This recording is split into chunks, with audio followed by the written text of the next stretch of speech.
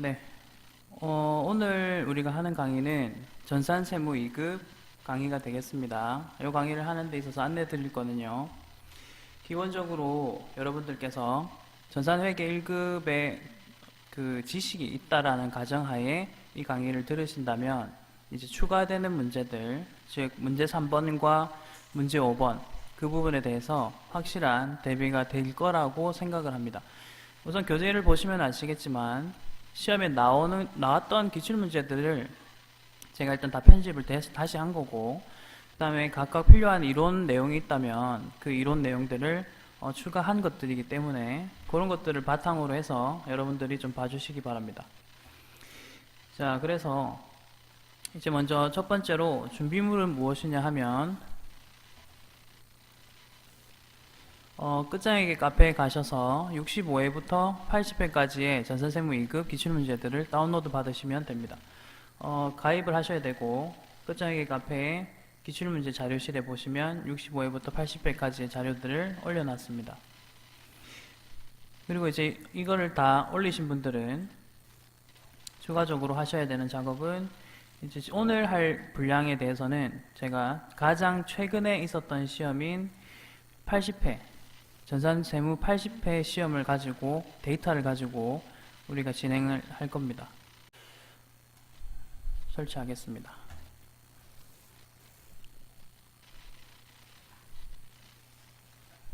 이거 될 때 빨리 해야 되는데. 자, 설치 들어갈게요.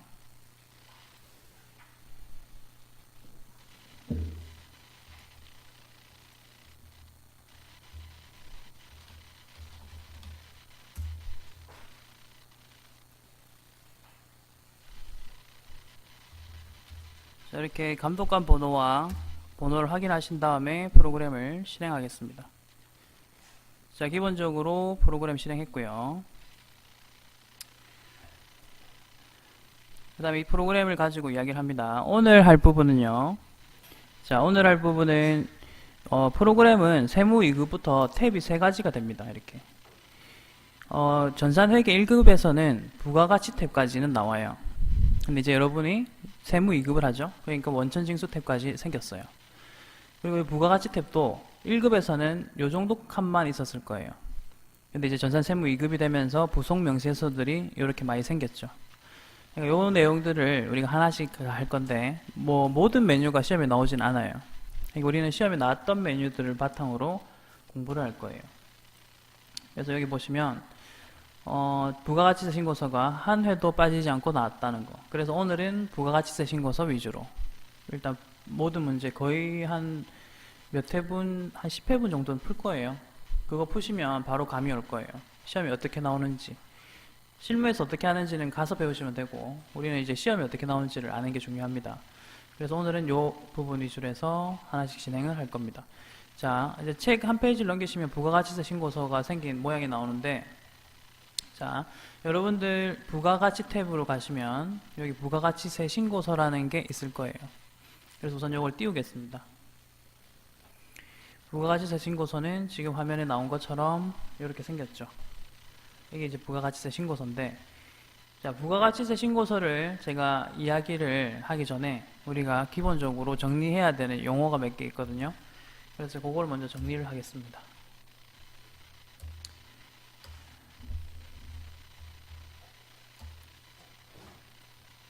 자, 이거 또 마탱이 같네.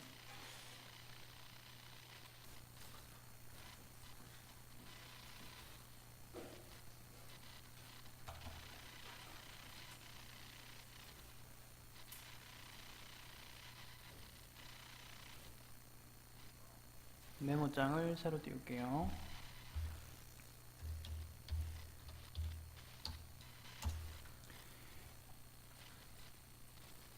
자, 여기서 우리가 정리해야 될 거는요.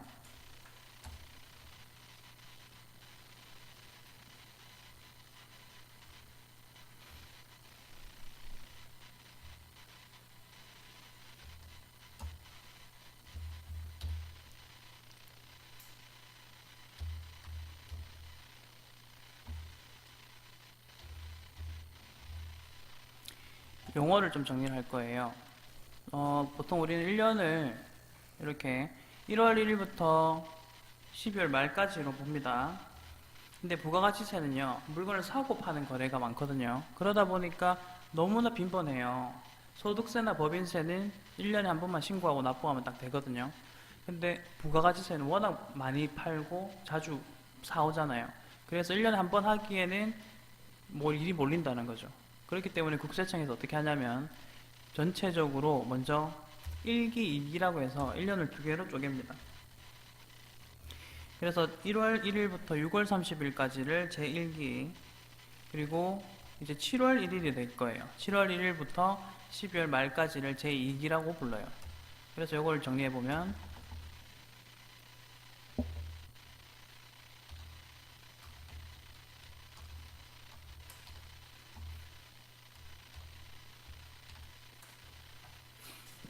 보시는 것처럼 1년을 두 개로 쪼갠 다음에 제1기, 제2기로 쪼갭니다. 그러면 1년을 두 개로 쪼갰다는 말은 6개월로 쪼갠 거예요. 6개월, 6개월. 자, 그 다음에 또 이렇게 해요. 그거를 또 반으로 쪼개요. 그걸 반으로 쪼개면 분기가 되거든요. 우리가 흔히 말하는 분기가 되는데, 자, 이걸 어떻게 읽는지를 또 말씀을 드릴게요. 먼저 첫 번째 블럭은요 1월부터 3월입니다. 그래서 1월부터 3월을 예정 신고 기간이라고 불러요. 그러면 제가 조합을 해서 어떻게 부르는지 말씀을 드릴 테니까 잘 보세요. 제1기 예정 신고 기간 이렇게 말을 하면 1월부터 3월까지예요. 그 다음 보세요. 이제 그 다음 3개월들, 그러니까 4월부터 6월이 되겠죠. 요거를 제1기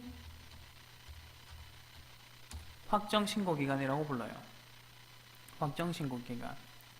마찬가지입니다. 제2기도 예정으로 시작합니다. 제2기 예정 신고 기간. 1, 2, 3, 4, 5, 6 했죠. 이제 7, 8, 9입니다. 7, 8, 9 됐고요. 그 다음에 확정. 그러면은 제2기 확정 신고 기간입니다. 이런 식으로 이제 용어가 정리가 되는 거예요. 왜냐면 이 용어를 기본적으로 좀 아셔야지만 부가가치세 신고서 입력하실 때 헤매시진 않습니다. 자, 그럼 이 용어를 여러분들께서 기본적으로 일단 습득을 하셔야 되고요. 뭐 적으시는 분들은 좀 적으시기 바라고. 자, 이게 이제 어떻게 되는지 보겠습니다. 먼저 부가가치세 신고서를 띄웠습니다. 지금 화면에 보이시는 대로 부가가치세 신고서를 우선 띄웠고요. 그리고 문제 보시면은 80-2번 문제를 바로 일단 풀어보도록 할 거거든요. 가장 최근에 있었던 시험 문제였어요. 자, 그래서 80-2번입니다. 우선 문제 읽어볼게요. 다음의 자료를 이용하여 2018년도 1기 예정, 1기 체크, 예정 체크를 하셔야 되겠죠. 아까 1기 예정은 1월부터 3월까지였어요. 그래서 여기다가 1, 그리고 엔터를 치시면 자동으로 1일이 들어가요. 아시겠죠? 날짜 1월까지는 제가 넣었지만 1일 할 때 일자는 지가 자동으로 들어갔거든요. 그래서 뭐 따로 넣지 마시고 엔터 치십시오. 엔터. 그 다음에 3월까지죠. 3 엔터 치시면 31일이 자동으로 들어갑니다. 그 다음에 확인. 그렇게 하시면 커서가 일단 밑으로 내려갔어요. 보통은 뭐 무언가가 입력이 딱 되어 있으면 불러오겠습니까? 이렇게 뜨기도 하거든요. 근데 우리 시험에서는 어차피 우리가 다 새로 쳐넣어야 돼요. 입력을 해야 되거든요. 그래서 불러오겠습니까? 하더라도 아니요 하면 돼요. 그러면 지금 보시는 것처럼 화면이 깨끗하게 남아 있을 거예요. 이렇게. 자, 그럼 먼저 제가 부가가치세 신고서가 어떻게 생겼는지부터 좀 설명을 드리겠습니다. 여러분들 모니터도 보시고 제 거도 번갈아 가면서 보시면서 보세요. 먼저 위에 핑크색 부분이 있을 거예요. 번호를 보시면 좀 편리합니다. 1번부터 9번까지로 돼 있어요. 요거 같은 경우는 매출과 관련된 것들이에요. 매출과 관련된 내용들입니다. 두 번째 밑에 파란 색깔 부분이 있을 거예요. 얘 같은 경우는 매입과 관련된 내용들입니다. 매입과 관련된 내용들. 자, 결론적으로 이게 뭐 하는 거냐면 우리가 매입 매출 전표 입력하는 거 배웠죠. 11번 과세, 뭐 51번 과세 이런 거 있었잖아요. 우리가 11번 과세를 예를 들어보자면 11번 과세의 키워드는 세금계산서인 매출거래였잖아요. 그러니까 그 거래들은 여기 보시면 1번 옆에 보세요. 과세인데 세금계산서 발급분이라 보이세요? 그러니까 그 거래들이 합계 금액이 여기 딱 적혀야 되는 거예요. 우리는 매일 매출전표를 날짜별로 매일매일 넣었잖아요. 근데 그게 1월 1일부터 3월 30일 것까지 총 합계가 저기 들어간다는 거예요. 그래서 이게 메인 매출전표와 연동돼 있어요. 기본적으로. 그걸 아셔야 돼요. 연동돼 있다는 걸 일단 아셔야 되고. 그리고 제가 이제 풀이를 할 때 앞에 있는 이 번호들을 좀 불러 드릴 거거든요. 그러면 여러분들도 문제 옆에다가 해당되는 번호를 딱 적어 놓으시면 나중에 복습하실 때 편리하실 거예요. 그럼 예를 들어서 한번 읽어보겠습니다. 다음의 자료를 이용하여 2018년도 1기 예정신고기간, 아까 날짜 체크했고요. 부가가치세 신고서를 작성하시오. 부가가치세 신고서라고 그 서류 이름이 나오죠? 그러면 그거는 딱 보시고 이 문제는 부가가치세 신고서 문제네 이렇게 하시면 되고, 당사는 현금 영수증 발행 업종이 아닌 제조업을 영위하고 있으며 부가가치세 이외에 과세 표준 명세 등 부속 서류 등에 생략한다. 이 말은 너무 이래저래 길게 써 있지만 하고자 하는 말은 그거예요. 이것만 해라고. 부가가치세 신고서만 넣으라고. 딴 거 하지 마라 이 말이에요. 왜냐하면 원래 실무에서는 관련된 서류가 있으면 다 만들어야 돼요. 근데 이건 어쨌든 시험을 위한 입력이다 보니까 부가가치세 신고서만 잘 넣어보자 이런 거거든요. 자, 그러면 밑에 표 갑니다. 일단 7점짜리 문제라는 거 확인하셨죠? 하나 넣을 때마다 1점이에요 거의. 그러니까 최대한 많이 넣는다는 목표로 넣으시면 돼요. 다 못 넣더라도 넣은 거는 채점이 되거든요. 그러니까 부분 점수 목표로 하셔서 최대한 넣으세요. 그런 식으로 전략이 그런 식으로 하시면 됩니다. 자, 매출 관련 자료부터 갈게요. 매출 관련 자료 돼 있죠. 그러면 표에서 핑크색 부분에 넣으란 뜻이에요. 기본적으로. 자, 그러면은 첫 번째부터 갑니다. 전자세금계산서. 자, 영수증 이름 보이시죠? 세금계산서는 1번입니다. 1번. 세금계산서 발급분 보이시죠? 거기에다가 전자세금계산서 발급 매출액 그거를 넣으시면 되거든요. 자, 넣는 법을 알려드리자면 똑같아요. 1억 1천만 원이라고 적혀있죠, 책에. 그러면 이렇게 1억 1천만 원. 그리고 매출은요, 자동으로 세액을 계산해줘요. 10%를 딱 붙여버려요, 지가 알아서. 그러니까 이게 편리합니다. 여러분, 방금 첫 번째 줄 했거든요. 거기는 옆에다가 동그라미 1 이렇게 적어 놓으시면 돼요. 1번에 넣었다는 뜻으로. 그 다음 부분. 그 다음은 신용카드 나오고요. 세 번째 줄은 현금영수증 나오죠. 제가 부가가치세 수업할 때마다 이런 말 했잖아요. 부가가치세에서 인정되는 영수증이 세 가지가 있다. 하나는 세금계산서, 신용카드 명세서, 현금영수증이잖아요. 그러니까 지금 그것들이 좀 나왔어요. 그러면 세금계산서는 방금 1번에 넣는 거 알았어요. 근데 지금 나오는 신용카드와 현금영수증은 3번 보십시오. 3번에 뭐라 적혀있는지 보면 신용카드, 현금영수증 발행분 보이시죠? 영수증 이름이 명확하게 제시가 되거든요. 저기에다가 걔네들을 넣으시면 돼요. 그러면은 자, 거기 두 개 합쳐보시면 하나는 800이고 하나는 50만 원이죠. 그러니까 두 개 합친 850 이렇게 넣으시면 되는 거예요. 850 이렇게 넣습니다. 그 다음 현금영수증 미발급 과세 매출액이라는 게 보이실 거예요. 걔는 보세요. 보시면 1, 2, 3번 일단 아니에요. 그럼 4번을 보시면 이렇게 적혀있죠. 정규영수증 외 매출분. 정규영수증은 세금계산서, 신용카드 명세서, 그 다음 현금영수증이거든요. 그러니까 지금 현금영수증 미발급 과세 요거는 4번에 가셔서 10만원 이렇게 넣는 거예요. 됐죠? 부가세 신고서는 생각보다 어렵지 않습니다. 우선 그렇게 넣었습니다. 그 다음 그 매출 밑에 보시면 꽃 표시에서 전자세금계산서 발급 매출액 중에서 지연발급으로 지연발급 동그라미 치시고요. 분으로 공급가액 1,000만원, 부가가치세 100만원이 있다. 이거는 뭐냐면 물건을 팔았으면 전자세금계산서라는 거를 바로 발급해줘야 되거든요. 근데 그거를 늦게 발급해주면 어떻게 되냐면 가산세가 붙어요. 그래서 지금 가산세를 물려라 그런 문제인 거예요.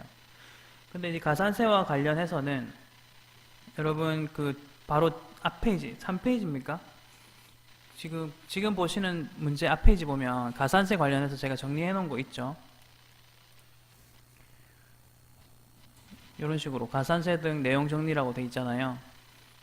그러니까 요거는 지금 이런 가산세가 종류가 좀 많거든요. 우리 시험에 나오는 것들이.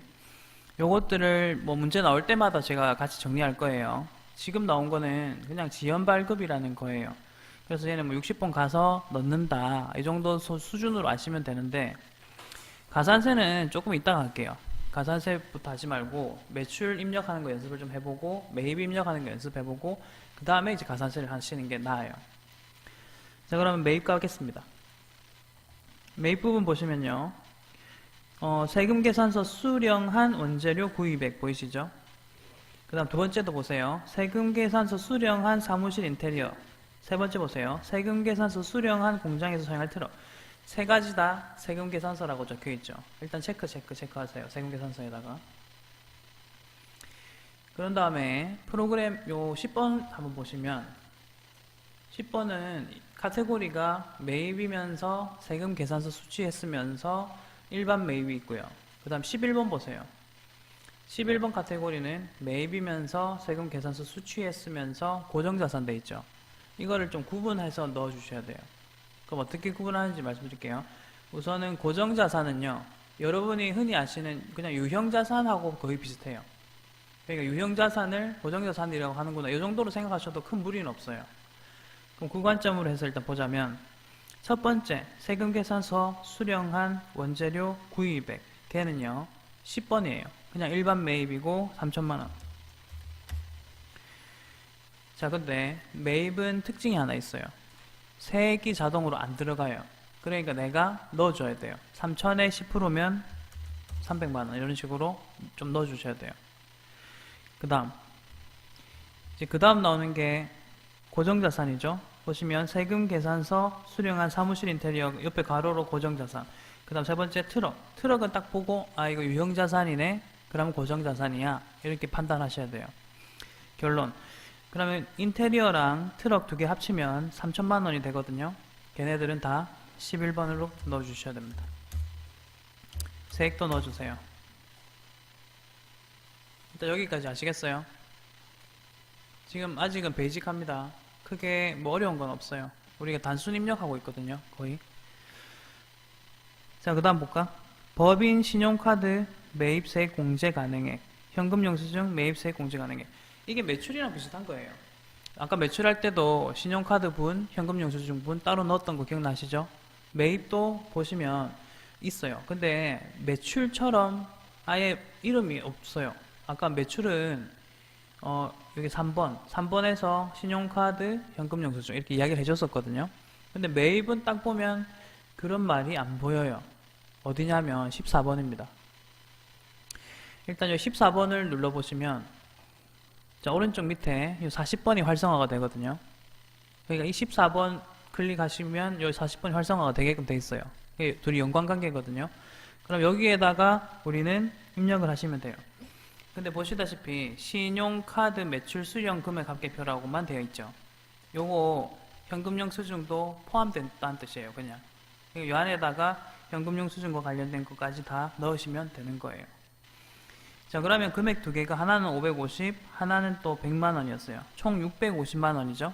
그거를 40번에다가 650만 원. 그리고 세액은 65만 원. 요까지 일단 넣어주셔야 돼요. 그리고 제가 지금 41번 고정 매입에 안 넣었어요. 그 이유는 그 문제에 보시면 두 개 다 일반 매입이라고 되어 있기 때문입니다. 그래서 지금 40번에 넣었어요. 여러분 40번에 넣는 순간 14번에도 숫자가 나왔어요. 두 개가 연동된다는 뜻이에요. 14번에 바로 안 넣어져요. 이거 넣고 싶으면 40번에 가서 넣으셔야 14번에 이렇게 들어갑니다.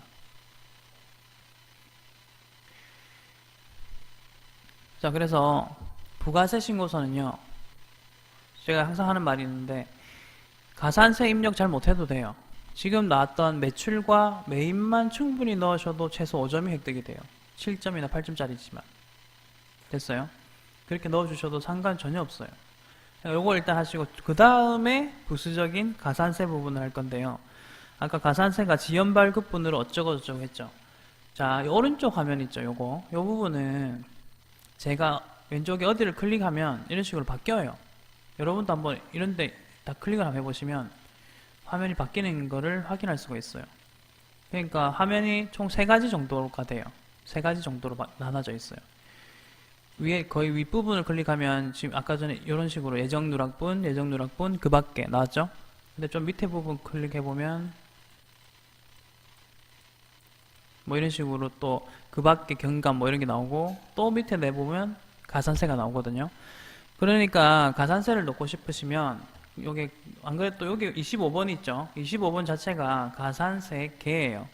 그러니까 25번을 클릭한 다음에 오른쪽에 창이 나오게 하시고 그 다음에 해당되는 가산세 항목을 찾아서 넣으시면 됩니다. 지금 이 문제에서는 뭔가 우리가 암기할 건 없어요. 왜냐하면 문제에서 지연 발급이랬죠. 그럼 여기 가보시면 60번 옆에 지연 발급이라고 아예 써 있잖아요.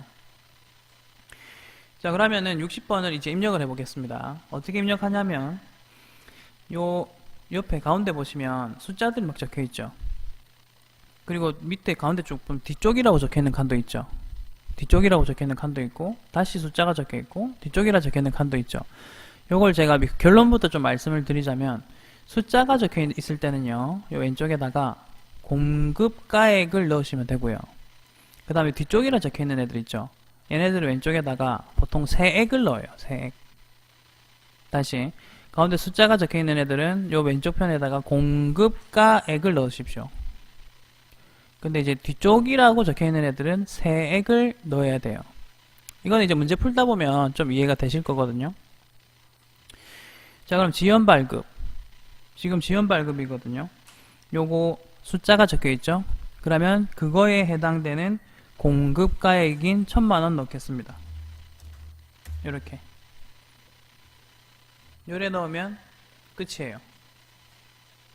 1000만원 넣으면 지가 알아서 계산을 해줘요. 그렇기 때문에 요거는 요만큼만 넣으시면 끝. 자, 그리고 제가 지금 2단계에 걸쳤죠. 첫 번째 단계에서는 매출 관련된 것들 먼저 넣었었고 1번부터 순서대로, 그 다음에 매입 관련된 거 넣었었고, 이게 첫 번째 스텝. 그 다음 2스텝은 가산세 넣었어요. 그리고 이제 세 번째 스텝이 하나 있어요.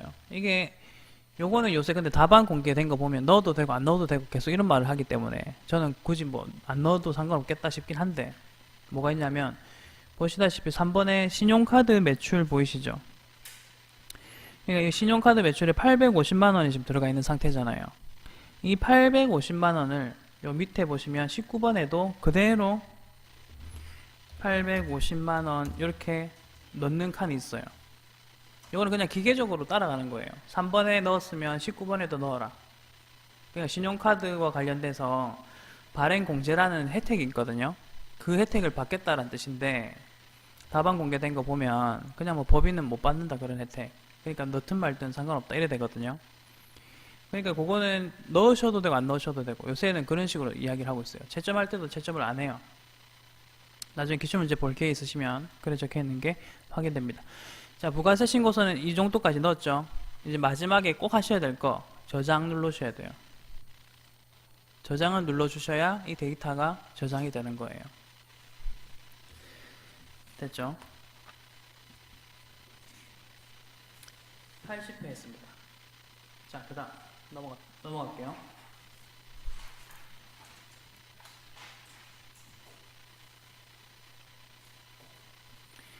(79회) 하겠습니다. 방식은 똑같을 거예요. 제가 두 번째 거까지 일단 할 거거든요. 그리고 나머지 문제는 잠깐의 시간을 좀 드릴 거예요. 일단 해볼게요. 79-2번 다음 자료를 이용하여 2018년 2기 확정 신고 기간. 자, 2기 확정. 그러면요, 자 여기잖아요. 2기 확정 1, 2, 3, 4, 5, 6, 7, 8, 9 10월부터 12월까지입니다. 자, 그럼 부가세 신고서를요 10월부터 12월까지 지금 보세요. 뭔가 나왔죠? 이렇게 나오면 우리는 어차피 이걸 다 안 쓸 거니까 스페이스 누르시면 다 지워져요. 이런 식으로.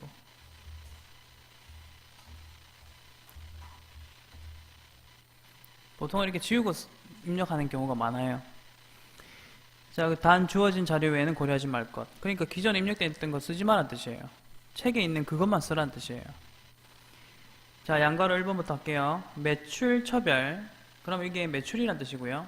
세금 계산서. 세금 계산서는 1번이란 뜻이고요. 합계표상에. 자, 여러분 세금 계산서 합계표라는 말은 세금 계산서들만 하나의 표에 모았다는 뜻이거든요. 그러니까 거기서 딱 보니까 세금 계산서로 매출 1개, 공급가액이 1억 원이야 라고 하잖아요. 1번에다가 1억 원. 여러분은 옆에 항상 번호 적어 놓으세요. 부가세 신고서 몇 번에 넣었는지. 자, 그 다음 두 번째. 1번 이외에 카드 매출, 카드 동그라미 치셔야 되고, 현금 영수증 매출, 현금 영수증 동그라미 치시고, 현금 매출. 이거 구분하셔야 돼요. 자, 카드와 현금 영수증은 3번입니다. 그래서 3번에다가 보시면 440만원, 110만원, 그리고 밑에 괄호를 잘 보세요. 부가세가 포함됐댔죠. 그러면 그 금액 여러분이 좀 구분해 주셔야 된다고. 어떻게? 440은 400만원 플러스 40만원이잖아. 그 다음에 현금 영수증 매출 110만원은 100만원 플러스 10만원이잖아. 그럼 그 두 개 합치면 500만원이 됩니다. 500만원 넣고,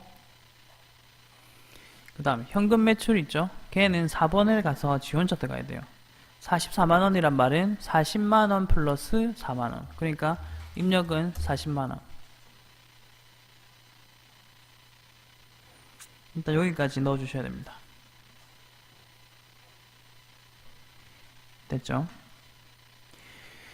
그 다음에 요거 나온 김에 말씀을 드리자면, 아까 3번 있죠? 신용카드 현금영수증 발행 넣었으면 바로 밑에 19번에다가 기계적으로 이렇게 넣어줘도 된다라고 했었어요. 항상 3번과 19번은 연결. 자, 그 다음에 세 번째. 간주임대료가 나오거든요. 양가로 3번. 상과 임대 관련 확정 신고 기간 동안의 간주임대료는 160만원이다 라고 되어있죠. 간주임대료 동그라미 치고, 거기에 영수증 이름 아무것도 안 적혀있죠. 자, 그러면은 우선 기타에 들어갑니다. 요 4번에 합쳐주셔야 돼. 160만원이죠. 그러면 요 40만원에다가 160만원을 합치면 200만원이 됩니다. 이렇게 됩니다. 여러분, 간주임대료가 뭔지는 아십니까? 간주임대료는요, 보증금을 받았을 때 그 보증금을 은행 예금에 넣었다라고 친다면 얼마만큼의 이자를 얻을까? 그거에 대한 수익이 생겼다라는 걸로 보고 세금을 내라는 거예요. 아시겠죠? 뭐 요거는 일단 그 정도만 설명을 드릴게요. 자, 그 다음 4번 보시면 선적된 필리핀 수출액은 수출입니다. 수출 동그라미 치셔야 되고요. 1만 달러. 그리고 환율이 신고일은 1,100원, 선적일은 1,000원.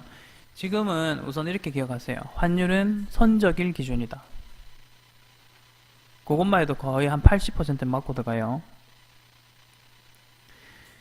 자, 그럼 1만 달러 곱하기 1,000원 이렇게 하시면 1,000만원이 되거든요.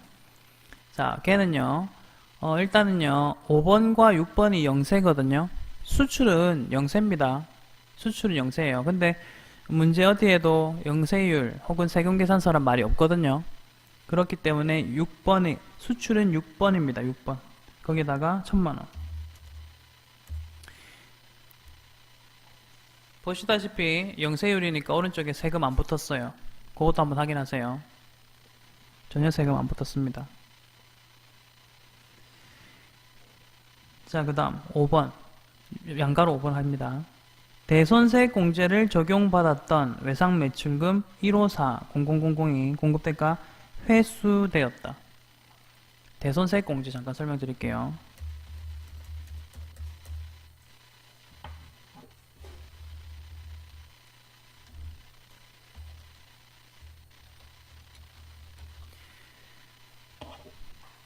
우선 이름에 세액이란 말이 들어가죠. 그러면 세액과 관련된 겁니다. 기본적으로.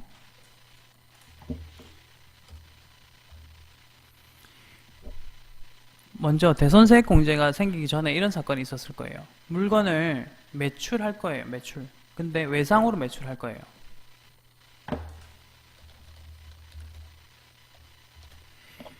자, 외상으로 매출을 했습니다만 회계에서는 돈을 안 받았어도 세금계산서는 끊어주잖아요.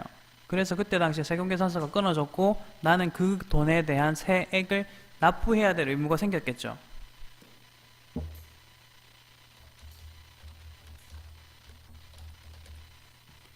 여기까지 이해가세요? 물건 팔았고 외상으로 팔았다. 그리고 영수증 끊어달라 해서 세금계산서 끊어줬어요. 그러다 보니까 나는 그 금액에 대한 세액에 대해서 세금을 내야 될 의무가 발생한다는 거예요. 맞죠? 그런데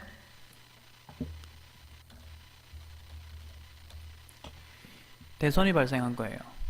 난 억울하잖아요. 외상값도 지금 못 받았는데 그거 세금 내라고? 말도 안 되죠. 그러니까 이제 대손세액이란 걸 신청을 해요. 대손 났습니다. 그래서 그 부분에 대한 세금 제가 못 내겠습니다. 깎아주세요. 이렇게 이야기합니다.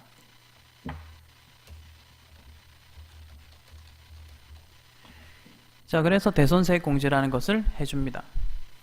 대손세액 공제는 프로그램상에서 보시면 부가가치세 신고서 여기 보시면 요 어딨노? 아, 여기 있네. 8번이에요. 8번.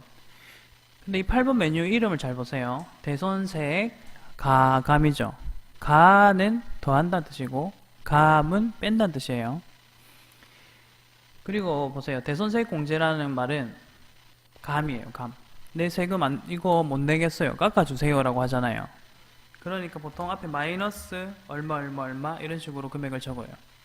지금은 예시로 10만원이라 적어볼게요. 이런 식으로 대손세액 공제를 받을 수 있는 거예요. 자, 그러다 보니까 이 프로그램상에서도요. 아까 요 8번 말했잖아요. 요 8번에다가 만약에 그 내가 세액 공제를 받을 금액이 10만원이잖아요. 그러면 마이너스 10만원 이렇게 적는 게 맞아요. 이건 대손세액 공제를 받을 때 이야기입니다. 근데 지금 이 문제에서 하는 이야기는 마이너스 시키는 거래가 아니에요. 무슨 말이냐면 이미 예전에 대손세액 공제를 이렇게 받았던 게 있었는데 그 다음에 문제를 딱 읽어보면 그 외상 매출금은 못 받을 줄 알고 대손세액 공제 혜택을 받았는데 회수됐죠. 그러면 다시 세금을 내야 되는 거예요. 그러면 지금 문제처럼 다시 회수가 된다면 플러스 하신 다음에 이 문제에서는 그 금액만큼을 해주셔야 되는 거예요. 일단 10만원은 예시예요. 예전에 마이너스 10만원 했던 게 있다면 지금은 플러스 10만원 해라거든요. 자, 그러면 문제로 다시 돌아갈게요. 양가로 5번 보시면 예전에 대손세액 공제를 받았던 외상 매출금이 있다. 공급 대가로 치면 154만원이다 라고 하죠. 그러면 자, 요 금액들 일단 예시들은 잠깐 삭제하고 이 문제에 따른다면 154만원 요 금액이죠. 요 금액은 어떻게 구성되어 있느냐, 요거 쪼개보시면 140 플러스 요래 된 거잖아요. 그리고 지금 여러분들은 대손세액 공제잖아요. 세액만 보셔야 돼. 세액 14만원.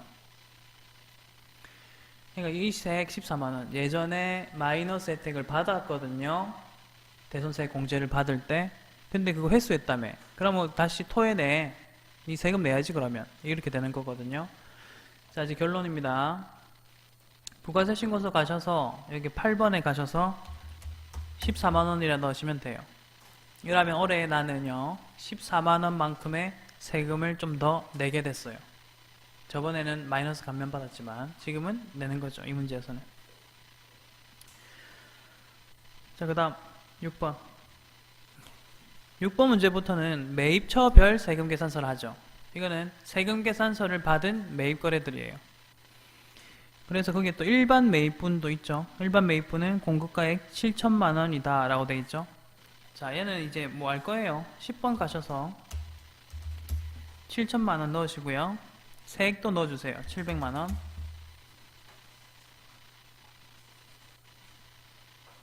그 다음 7번 부분 잘 보세요. 지금 이제 불공이 나오기 시작해요. 그 양가로 7번, 위 6번에는 접대비 관련 공급가액 1,000만 원이 포함되어 있다. 보이시죠? 이 말은요, 지금 10번 요 7천만 원 안에 있죠. 요 안에 접대 목적으로 내가 매입해갖고 세금계산서 받았던 게 있는 거예요. 그럼 그걸 어떻게 처리하냐면 부가세 신고서에서는요, 일단 매입에다 넣어줘요. 불공을 일단 넣어줘요. 10번에. 그 다음에 어디서 처리하냐면 밑에 보면 16번 보이시죠? 여기에서 따로 한 번 더 그 안에 1,000만 원 포함되어 있디 라고 처리를 하는 거예요. 근데 지금 16번 제가 안 들어갔죠? 왜냐하면 오른쪽에 있는 요 메뉴 이쪽으로 가셔야 돼요. 49번. 거기에 가셔서 1,000만 원이라고 이렇게 넣습니다. 세금 100만 원. 이건 좀 잘 기억해 주셔야 돼요. 매입할 때 세금계산서를 받은 것들은요, 모두 10번, 11번에 들어가야 돼요. 일단 불공이 있다 하더라도. 그 다음에 불공인 것들은 요 16번에서 따로 처리하는 거예요.